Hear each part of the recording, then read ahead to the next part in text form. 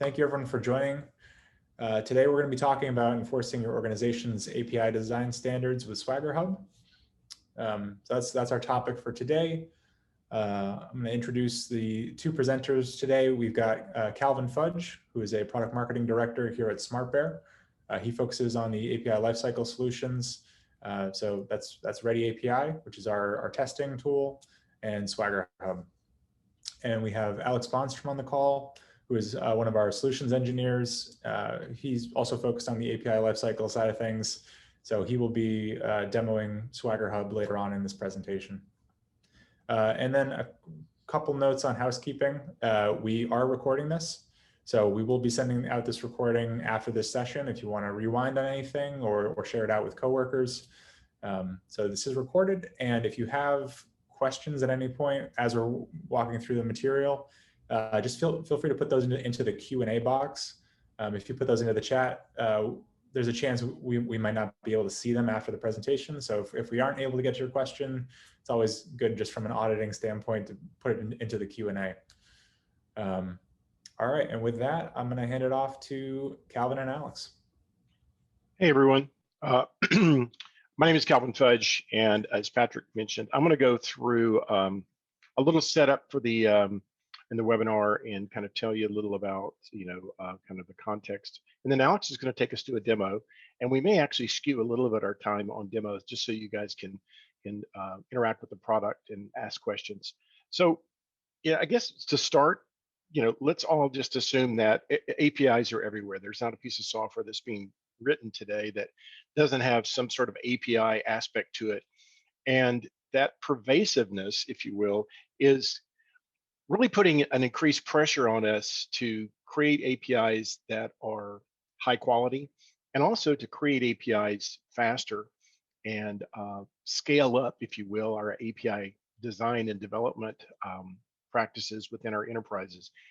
It's not like it was 5 years ago. It's not like it was 10 years ago. I mean, it is post-COVID, it's crazy.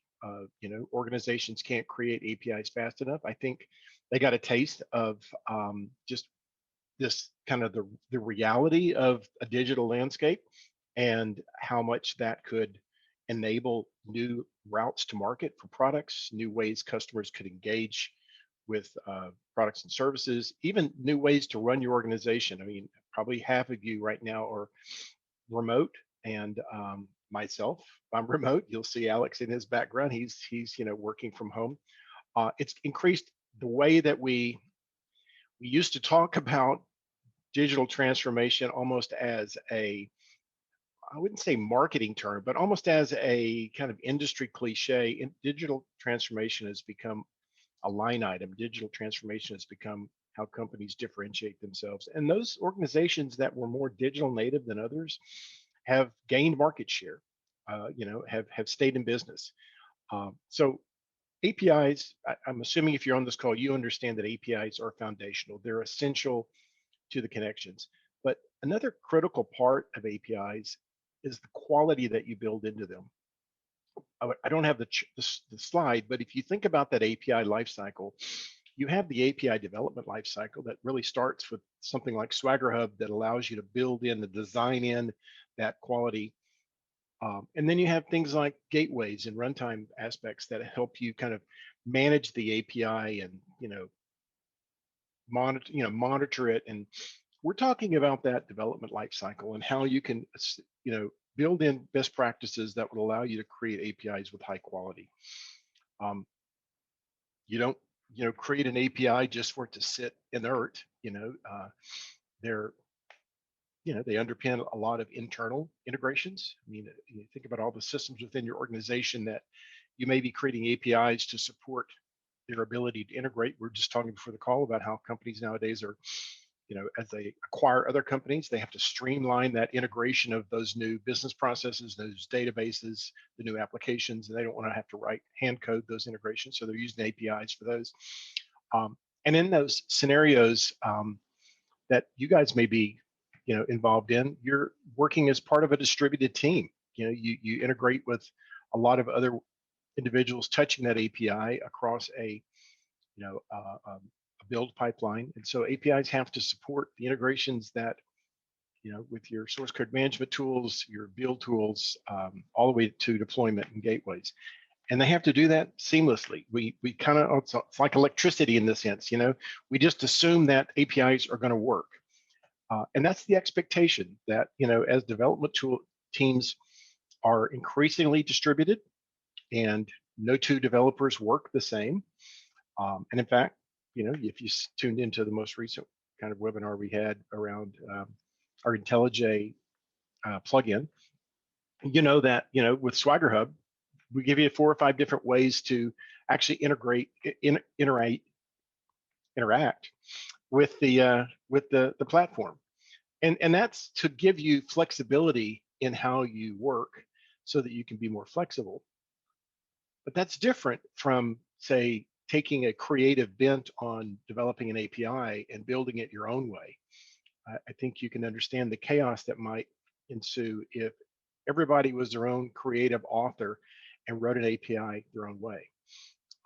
There's certainly different approaches, and there's certainly different interfaces to enable you to be productive. But if you don't create APIs to a certain design standard, then it really becomes difficult for that consumer to adopt that API. So they're counting on that consistent kind of design standard. And speaking of consumers, if you put your kind of like, think of yourself not so much as an API provider, but as a consumer, you'll understand that they're going to count on that documentation and that, kind of way the API was created to understand how to go and, get data, how it's built, the different protocols and formats. And in fact, a little quote at the bottom, there's a new Gartner report out about how to design great APIs, and SwaggerHub and SmartBear is mentioning that. But if you don't have a disciplined commitment to that kind of end user, that consumer centricity, then your API will not, it will suffer poor adoption. And and when you suffer poor adoption, then it doesn't get used. And that may not seem like a big deal if you're kind of in your own little world, but if you think about how the API is actually being utilized, it might be tied to a partner platform, it might be tied to an e-commerce, app. And if the consumer, the person that's using that API doesn't like it, then ultimately that business goal for that API fails. And so, you really haven't. So, yes, it's a long-winded way to say what you do and how you build an API really matters. And if your API isn't adopted, it can really cause issues within the company. Standardization, that ability to create an API design consistently as you scale it across your enterprise and as you scale it to other adjacent enterprises, really matters. I mean, and it's becoming a real problem as we kind of grow the number of APIs that are being built and as we expand out exponentially to other departments and other organizations. In fact, if you look at this, and it's kind of an eye chart a little bit, but essentially we polled at the state of API, we polled, Patrick, it was probably what, 100,000 developers? I mean, it's a huge list that get asked questions about the state of API. So in the 2020 report, it was the #1 challenge that organizations, faced as they're attempting to scale API development. And we've been doing this since 2016. It's effectively doubled in importance since 2016. So standardization, well, you may have heard this topic, it's only getting more challenging as you develop and design more APIs. And probably one of the most interesting kind of stats that came out of that was around API consumer loyalty. From 2016 to 2020, we're seeing that consumers are less loyal than they were in previous years. And what's interesting is that if you look at kind of where they're at today, it's no longer about issues about performance. If and maybe they complain, they're actually leaving. I mean, when faced with a quality of performance issue, their first action will be report it. Second will be to leave. So you're not going to be getting, if you think about, we're talking to one of our customers around the concept of API brand. And it's an interesting concept because if your API brand becomes spotty, becomes one associated with low quality, not only will those API consumers leave, they may not come back. And if it's a partner or someone that's tied into your digital ecosystem, they may hesitate to partner with you. So your API brand is really intrinsically tied to quality, and it's really something that standardization is kind of designed to reinforce. So just a couple more slides, and then I want to get to Alex so he can get into the kind of showing you the product a little bit more. I don't know the level of proficiency that we have on the webinar, but suffice to say, some of these might be things you already know, but just for sake of reinforcement, the way we like to look at kind of design API standards best practice is that you're really going to start with that kind of design first approach of getting input from all your stakeholders. You're going to make sure that kind of all that input ultimately continues to align to what the API was trying to do, how it was trying to deliver value back to the business.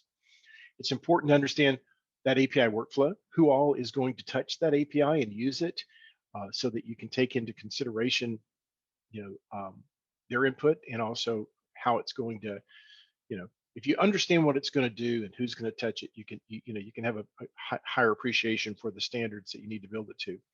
I think that everybody probably understands that design first is preferred over code first, but let's face it, there's a lot of code first, out there. And I think, as Alex will show you, there's some handy ways that SwaggerHub can help you, transform some of your code first APIs to design first. The whole idea behind SwaggerHub is that you have this single source of truth for your API definitions, so that as that API traverses through its workflow, and as other teams or individuals are touching it, that you can continually go back to that single source for validation to make sure that it is still aligned to that open API specification. To do that, you want to make sure that the tool you're using has a style guide that kind of keeps bumping you back into the lane, kind of keeps you from allows you to be creative, but allows you to stay within design specifications. And then there are certain cases where your organization may want to leverage custom rules. Again, it's just a heightened, a more customized way of, making your style guide your API development, so that, again, you're staying within the open API specifications, but you may also be staying within your industry or organization's design specifications. Just a little bit about SwaggerHub for those that might be new or might not recall kind of why SwaggerHub.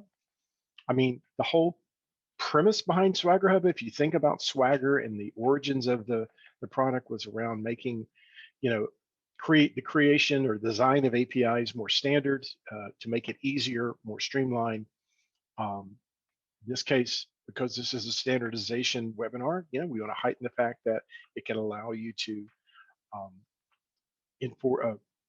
work within standards that are internal, as well as aligned to industry standards.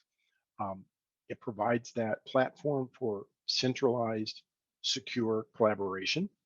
But again, probably don't have to tell you, your teammate probably isn't sitting next to you. They may not even be sitting in the same city, and the idea behind having that kind of secure collaboration is just making designers and API developers more productive.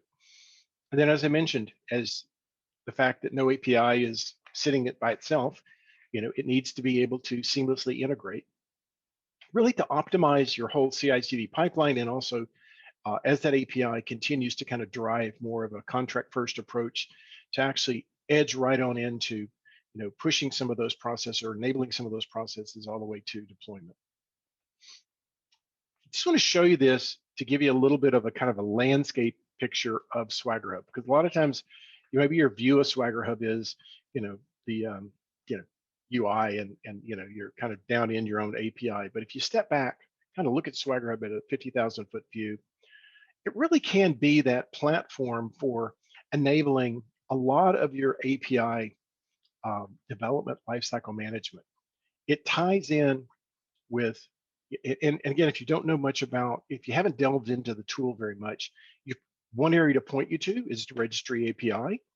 Go out and do a search on that, and that gives you an API to link SwaggerHub to other parts of your organization.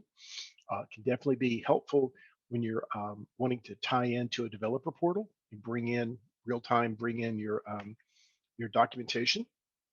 It can tie you into the registry API is part of how you can integrate with our command line interface tool. So you can create automation scripts and really bring more power to how you're leveraging that API definition. There are, without going through everything, I mean, think of it from the standpoint gateway integrations. There's a ton of ways that we integrate with gateways and make it easier for you to leverage that open API definition with your gateway. There are just more than probably a dozen different ways that you can functions supporting Git source code management repository integrations, again, build tool integrations, Jenkins, and then on the lower left-hand corner, increasingly, organizations want to tie what they're doing, with API design to API testing and make that a more seamless integrated process. And whether it's Ready API or Postman, SwaggerHub supports those kinds of integrations because, again, it was the original Swagger specification, and we helped found the Open API initiative, and so Open API is really important, and so we provide you with that industry standard definition that you can leverage in your API virtualization tool or your API testing. So this just gives you kind of like a little bit of kind of like an idea of the power of the SwaggerHub platform. And then, as I mentioned earlier, if you haven't looked at it, go back and look. There's the VS Code plugin, which is an entire other ecosystem. If you think about it, VS Code, where SwaggerHub acts like in the same way. It becomes your platform where you can plug in other IDEs plugins to build your own composed, kind of development environment. We just rolled out that IntelliJ plugin, so same kind of thing, except for backend, Java developers. So think of this, SwaggerHub as that API design, API management platform that you can plug into your environment and have that consistency of API standards. And I think with that, Alex, I'm going to stop sharing. Patrick, you have a poll, right? You want to run? I think we'll kick that off at the end. Okay, all right. So I'm going to go ahead and give it over to you, Alex. I'll stop sharing. You can pick it up, okay? Sounds great. Thanks so much, Calvin. That was a great intro.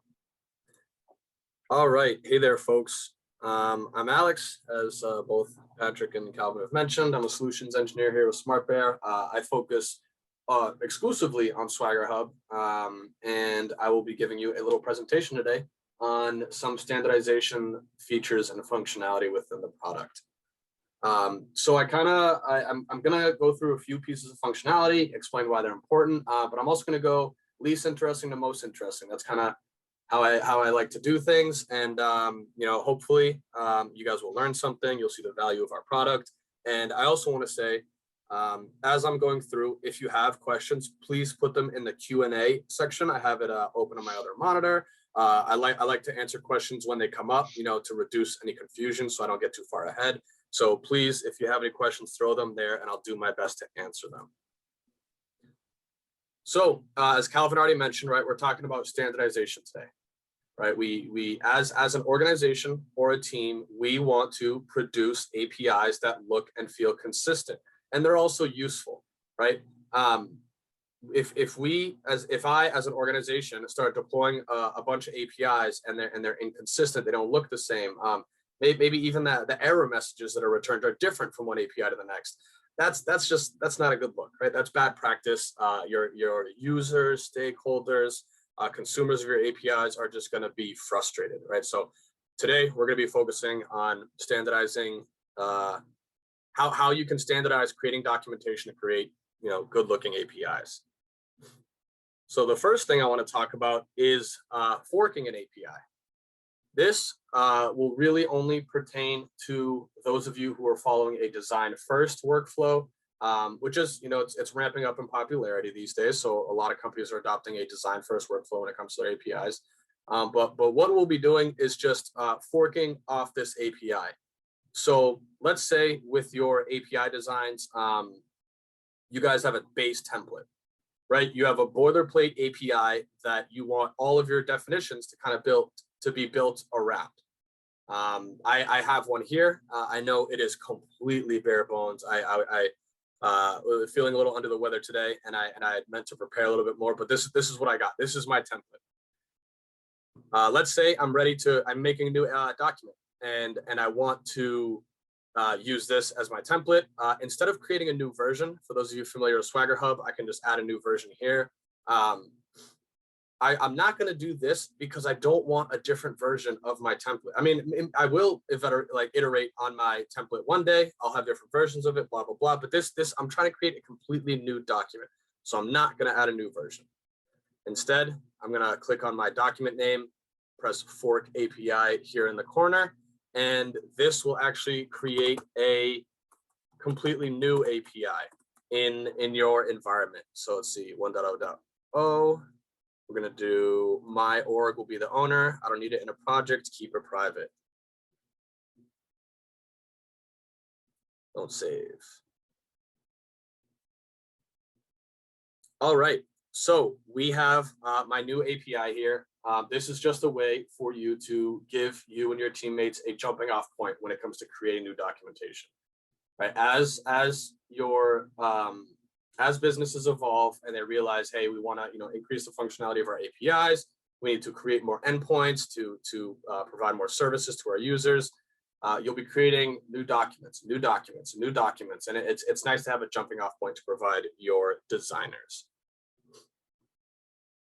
If you have any questions about this, please throw them in the Q&A, but I'm going to move on otherwise, just because this is, in my opinion, not that interesting compared to what else we have to talk about. So next, let us talk about domains. Now, for those of you familiar with SwaggerHub, a domain is another type of document that we host within SwaggerHub.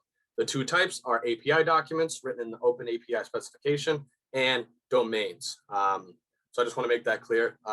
When I speak about domains for the rest of this call, I am talking about another type of document within SwaggerHub. We got a question, SwaggerHub as a tool can be installed on-prem? Yes, it can.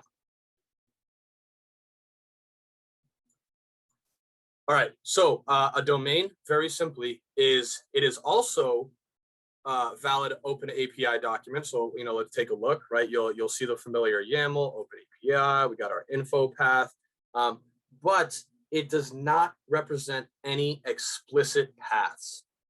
We do have some references to arbitrary paths. I'm not going to talk more about this because this doesn't have to do with what we're talking about today.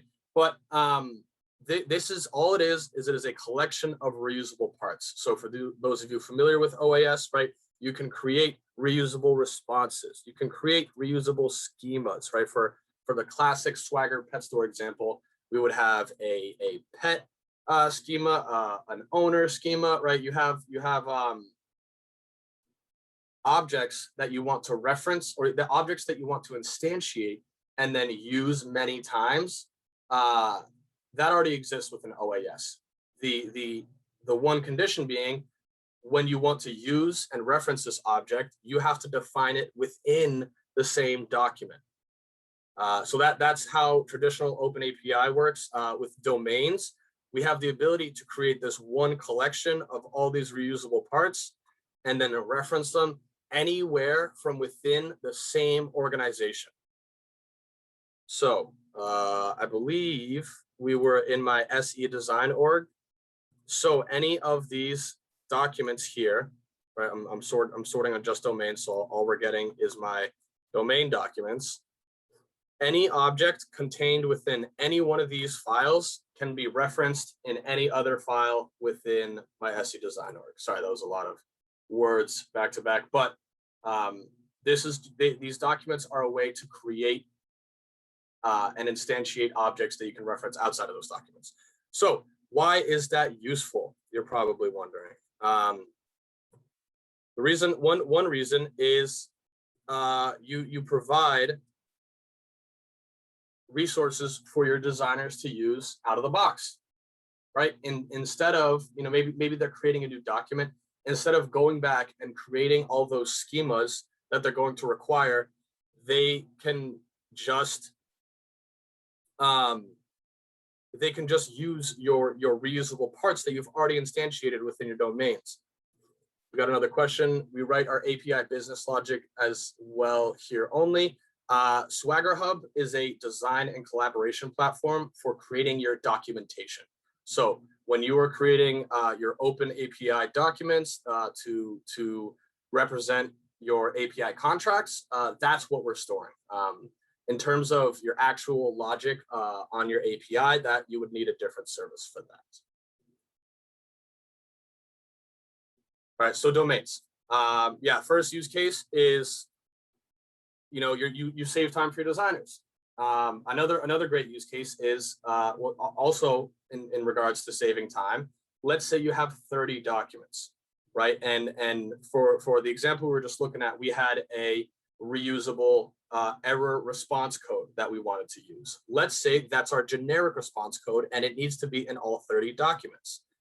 Without domains and SwaggerHub, you would be creating your error response once per document, right? If that thing becomes 15 lines, 20 lines, all of a sudden that's 600 extra lines of code that are just in your source control or whatever it may be, right? That's a decent amount of extra code written now, or YAML. With SwaggerHub domains, right, you can instantiate it once, create your object once, and then you're just referencing it with a single line reference everywhere else from within your organization.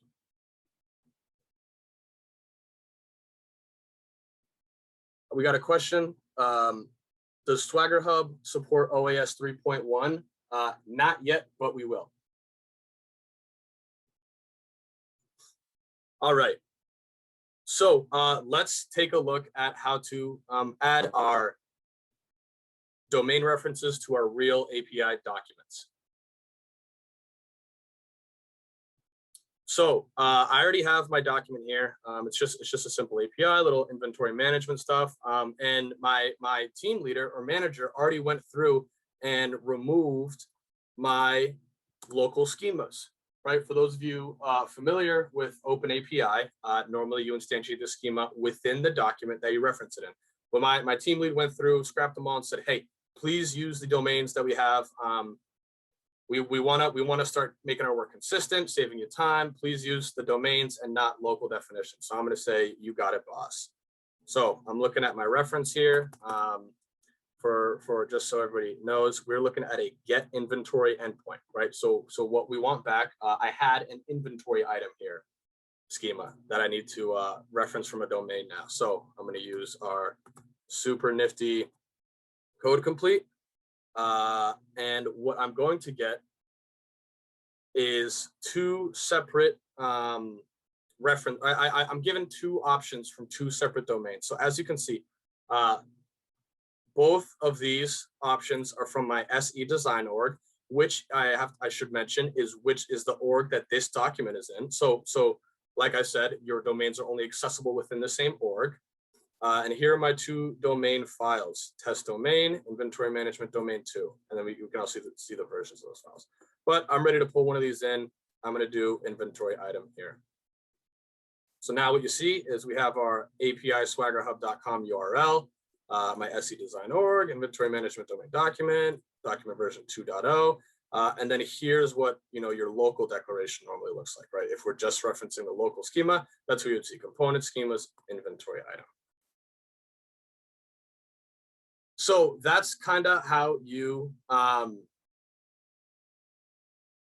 reference your domain, right? And set up that reference. So now SwaggerHub knows that what should be returned on the 200 response code is an inventory item, the definition based off of this schema, or excuse me, this domain. All right, we've got a few questions. Let's get through them quickly. Can I generate the YAML from an existing Spring reactive application? that's kind of out of the scope of SwaggerHub. You may want to look into the Swagger Inspector or Swagger Annotations. Yeah, I can't speak more to that during this call. Is it possible to also use SwaggerHub for designing JSON schemas? So any open API, the open API specification works in JSON in YAML. From within SwaggerHub, these documents will always be represented in YAML. But when it comes to importing and exporting your open API documents, they can be JSON or YAML. I hope that makes sense. Can you give an example of how to describe publish subscribe API? That we're focusing on standardization here, folks. So I'm gonna keep to my agenda. What if I need to get this domain's version to my Git repo? That you may want to look into our documentation about our integrations, whether it's GitHub, GitLab, Bitbucket. They can provide you more ideas about that stuff there. All right. So the last thing I want to cover about domains. Oh, actually, I need to add my other reference here. There we go. So now my document's done. I have no local schemas. I'm saving myself space. I've saved myself time. I know that this document looks like every other document that is referencing my inventory item, right? I'm sure some of you are thinking to yourselves, wait, but now I have a URL here, and you know, if I normally with Open API, I can just copy paste the document, post it elsewhere, save it, and it's fine. But now we kind of have a loose hanging reference here if I were to just copy and paste this. So what you'll need to do when you do, let's say I'm just exporting, I want to download my document. I'm given, somebody asked the question about JSON versus YAML, right? We have both options, JSON and YAML for exporting our documentation. I'll do JSON this time. I normally do YAML.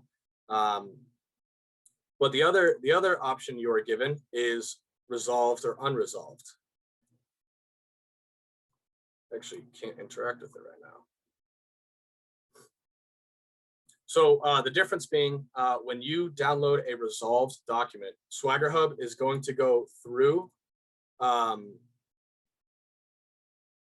It's going to go through your entire document, find every reference to domain, grab the schemas from those domains, and then add them to the bottom of your document.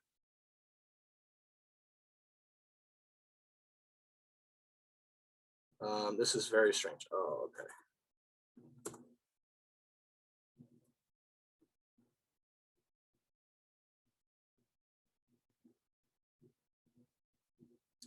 And that was a little bit delayed. All right, so we have our new document here. Let me just show you guys what's going on.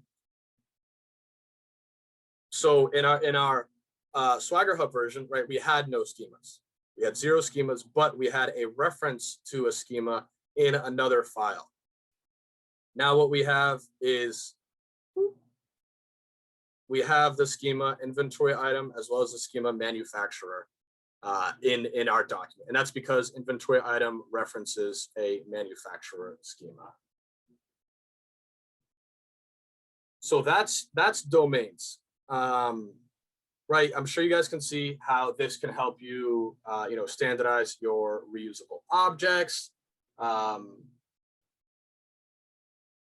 You're able to, create consistent documentation a lot more easily, right? You don't have to re-describe your responses or your request bodies or your schemas over and over and over. You define them once, you reference them as many times as you need.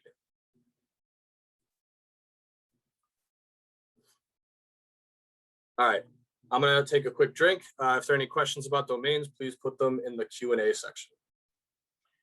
Hey, Alex, Calvin, was that the VS Code plugin that you were operating in? I thought you were an IntelliJ. No, that's just VS Code is my default IDE for opening, I guess, JSON or YAML documents. That wasn't the integration of SwaggerHub.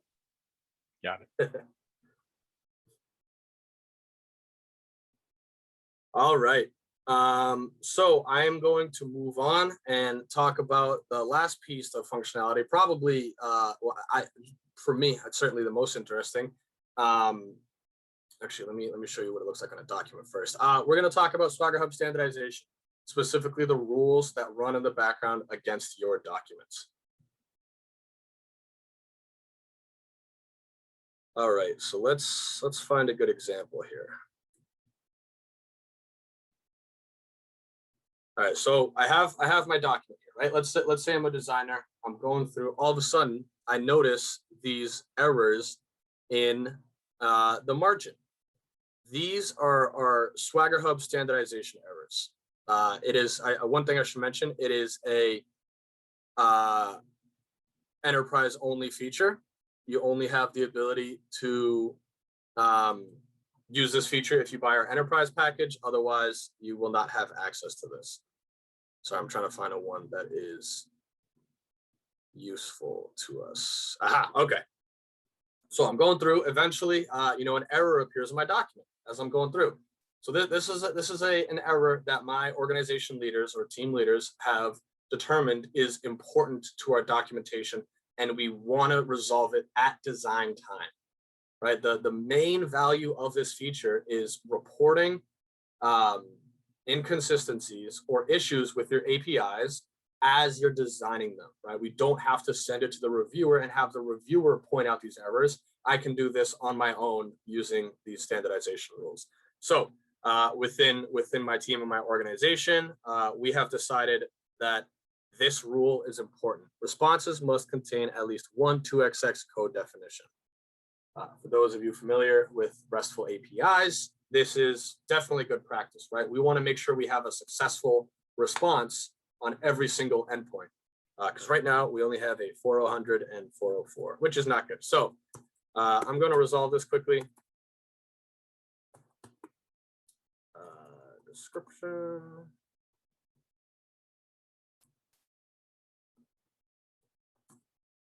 Success. Right, that's all we need. Right? A 200 response code is a successful response. Add that there. And also important to note, these rules rerun on every save. So hopefully, as soon as I save, we should see this guy disappear. And it did. So I'm sure you guys can see the value, at least from a designer perspective.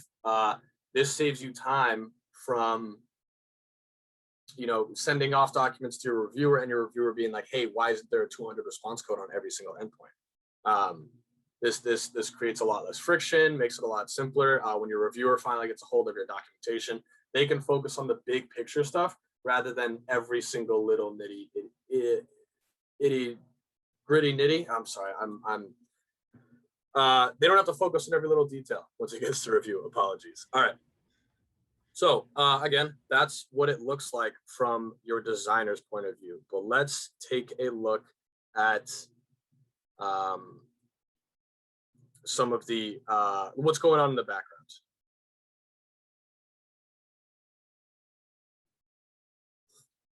So but just for your understanding, I'm now in my org settings, which would only be accessible to org owners, and I'm in my standardization tab. But here's kind of what's going on, right? We have a couple options up here. One is, do you want to enable this setting? Yes, I do. I want to make sure that my designers are practicing good practice when it comes to API design. And then the other one is require API to pass standardization to be publishable. So I didn't really cover it on this call, but publishing an API is synonymous with finalizing it, right? Everybody here, I'm sure, is familiar with iteration, but there comes a point when each version is done. And you need to say, my API is live and this is what it looks like. You would then publish the API within SwaggerHub. This option, enabled as it is now, if I have any errors on a document, I cannot publish it. I can't finalize it. So yeah, that's just another option here. But now what we have is a list of pre-built rules that we include with SwaggerHub. I always like to say we consider these good practice. We consider these industry standard. We put them in here because a lot of people like to use them. But just because we say you should doesn't mean you have to, right? You can pick and choose which ones matter to you and leave the rest.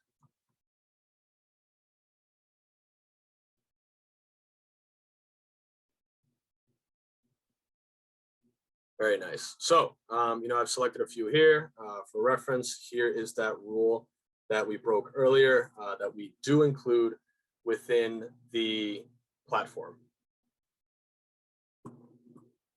Lastly, and this is, I've been learning a lot about this. I've been speaking to our solutions architect about once a week about this feature, learning everything I can about it, is the ability to create custom rules. And this is honestly, the more I learn about it, the cooler it is. But let's walk through a quick scenario, and then I'll actually build a new rule with you guys to show you kind of how to go through. But yeah, let's walk through this first. The first thing you'll need is to choose a relevant name, right? The reason is this is all your designers are going to see when they break this rule. So if you name your rule numero uno or goo goo gaga blueberry, they're going to have no idea how to resolve the issue that they've broken.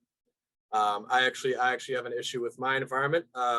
Somebody I added to my organization added this rule, and I don't know what it does. so it breaks on a lot of my documents, and I don't know how to fix it. Yeah, I'll get to that one day. But you want to make sure you name it something relevant. So this version, checking for semantic versioning. Hopefully my designers can figure out, ooh, my version isn't semantic. Let me resolve that when they see this. The next thing you'll need is a path to run this rule against. And this is an implementation of JSON path. It's a little complex. I'm still learning a decent amount of it myself, but this is it's very useful. There's a lot of layers going on with the ability to create these paths, and I'll show you a little bit more of that in a minute. But for this rule, we're just checking my version path. Root, info, version, good enough, right? That's all we need to define my version. We have this checkbox here enabled like this. All this rule will do is check to make sure that this path exists, but that's not good enough for me, right? I need to make sure that this path looks like something. Excuse me. I need to make sure the value of the path looks like something. So if you uncheck this box, instead what happens is you run the value of the path against a regex expression. And please don't make me go through all this. Just believe me when I say that this is checking for semantic versioning. And we're done. That's kind of it. So if I import an API, always do my GitHub demo, import version 1.0.4, this is a semantic version, right? This tried out box will only bring in the values represented by this path. So 1.0.4, semantic, no issue. Let's take a look at another one, right? So I know it works if everything looks accordingly, but what if I'm not semantic, right? I have this other version, crazy version. And as you can see, right, it is now being reported here in the margin. And last thing I want to mention about these rules, I'm going to walk through one more example, but I just want to mention this quickly, is the severity. So we talked about how standardization can block publishing. In my instance, it is blocking publishing. An error would do just that. If an error exists in my document, I could not publish it. The same is not true for a warning. If a warning exists in my document, I could still publish, no problem. So let's walk through one more example, just because there might be some stuff going on here that isn't obvious just by walking through a simple example like that. What rule did I want to make? Oh yes, I want to make sure that every single one of my 200 response codes, the description looks exactly the same, and it just says success exclamation point. That's my rule, right? Anytime I have a 200 response code, I want to make sure the description looks the same. So 200 response code equals success, right? That's it. Hopefully my designers will be able to figure out what my rule is saying, but I'm gonna use this as the name for now because there actually aren't that, it's not that long, so you gotta keep it succinct.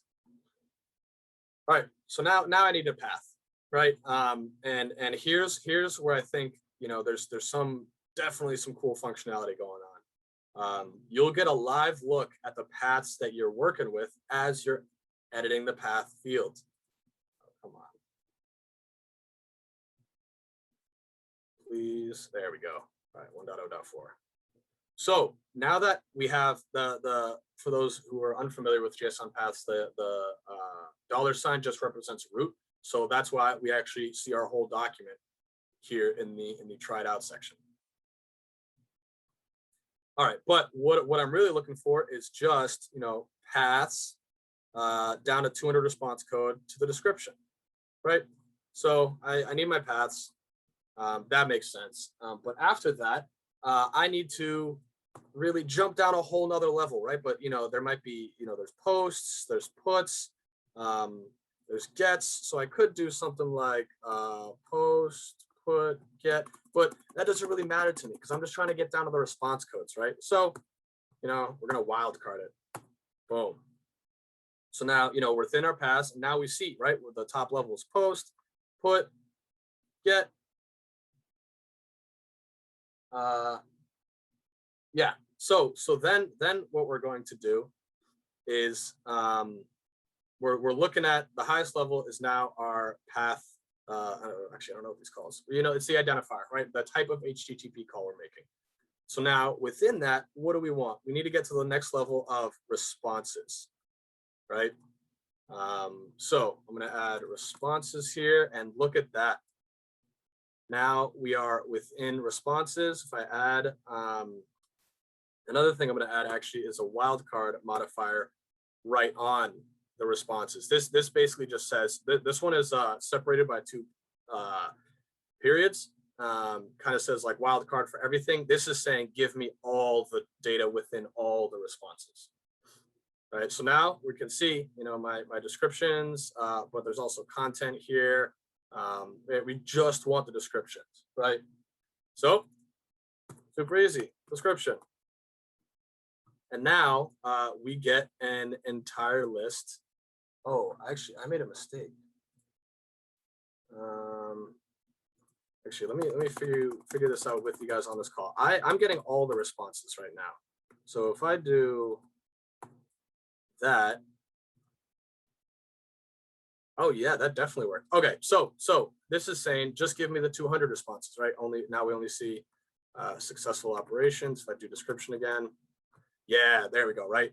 All of our 200 response codes, success, successful operations, success. So my path now looks great, right? I'm clearly getting the data that I want to look against, right? Because I want to make sure my 200 response codes look like this.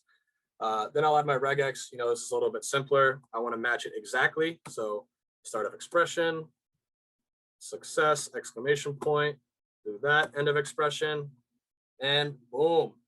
That is how you create a custom rule within SwaggerHub, right? And this tried out box is just a lifesaver because now I can really see, oh, right, every success that I expect like this doesn't have an error, but then all the other phrases or strings are getting reported, right, by this error. And that is SwaggerHub standardization, right? We looked at the rules that we provide for you, these standard ones up here. We have the custom rules down here. Are there any questions on this functionality here?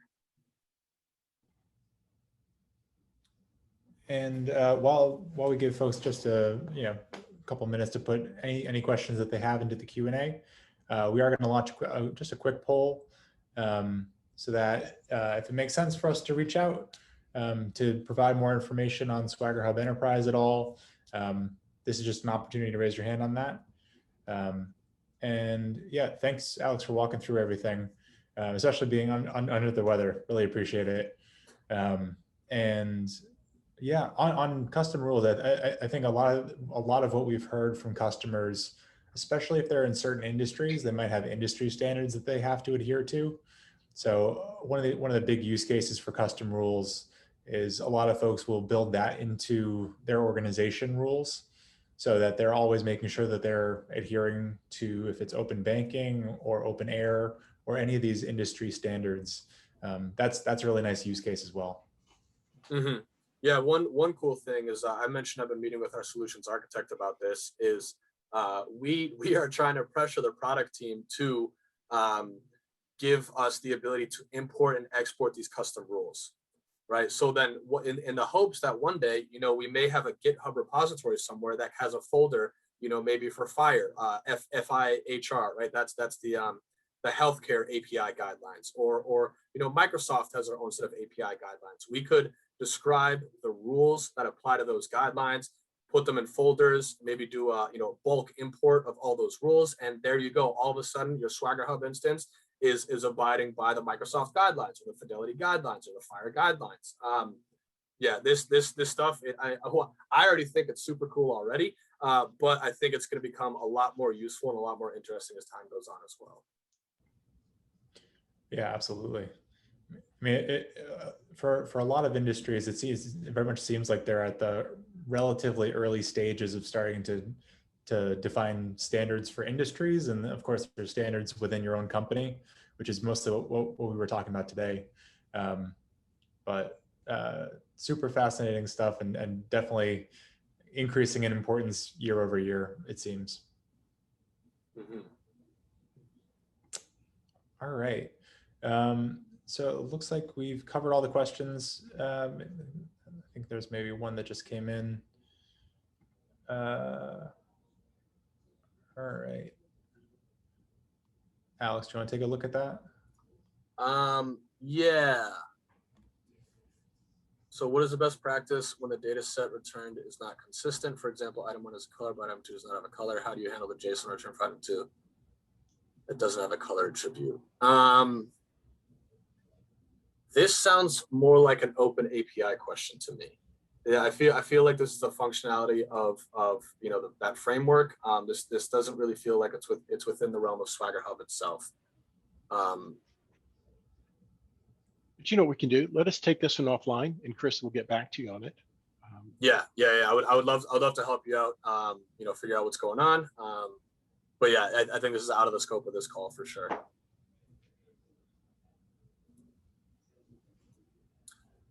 Another question, does SwaggerHub support Markdown on the documentation? It does in some areas. I believe the description and whatnot, you can add not custom fonts, but you can do like strike through and italics and bold and all that stuff, add images to your documentation. It does support basic Markdown.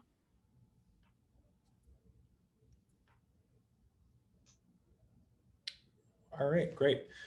So if anyone else has questions, feel free to reach out to us afterwards. We will be sending out the recording probably tomorrow with the slide deck. So we will have all that info to you guys tomorrow. And again, I just want to thank everyone for joining for this session. Really appreciate it. I hope everyone got something out of this session as far as the importance of standardization and what SwaggerHub can offer teams. And I want to thank Alex and Calvin for presenting on this session. It's great to interact with you guys. Thanks, Patrick. Always happy to teach more about the product that I love to sell. All right, awesome. All right, well, everyone have a wonderful day, and thank you again for joining. Take care. You guys. Bye, everyone.